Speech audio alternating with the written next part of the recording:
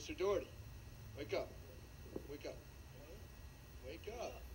You're scheduled for an interview at this time. You realize it's only not even 1 o'clock in the afternoon. What are you sleeping for?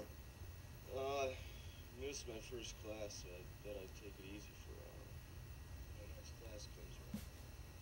Take it easy for a while. When is your next class? 1 o'clock. Well, it's almost that now. Shouldn't you be preparing? It's okay. I can go next week and get the notes from someone. You're going to wait a whole week? What if there's a quiz or a test or something?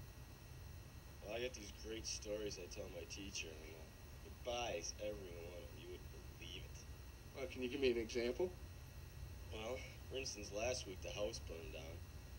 And week before that, the flood. I mean, the guy buys the worst stories.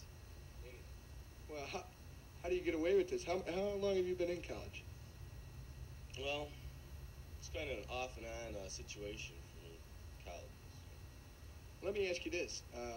These problems, or maybe not problems, but these delays you've been having in your college career, has living off campus in this house affected that at all? Were you a better student when you lived in the dorms, or were you always this, pardon me for being so honest, lazy?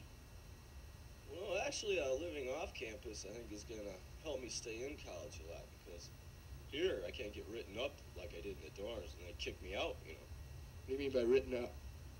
Well, you know, you make one little mistake, and they slam you in the cooler or something like that. They send you to this student organization, kind of like a judge and jury. Well, what type of little mistake did you make, or are you referring to?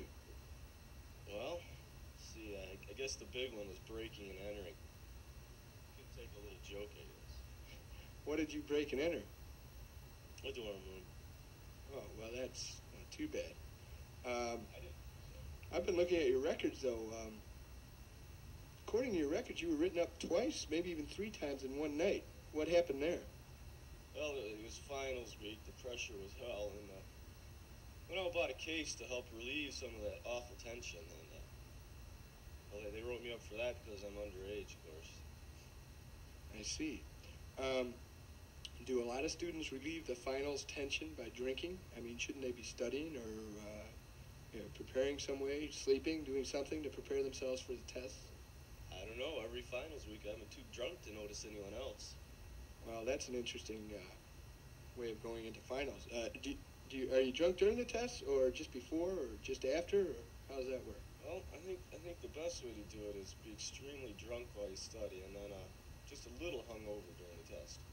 The hangover helps. Oh, the hangover helps. That Well, peaks the adrenaline. well, that's good to know for all of you college-bound high school students. Now you know the inside of an average C student on how to get C's and avoid getting kicked out of school is to move off campus. We'll be right back with another in-depth interview with another household member. And I'm afraid we're going to have to say goodnight to Mr. Doherty here.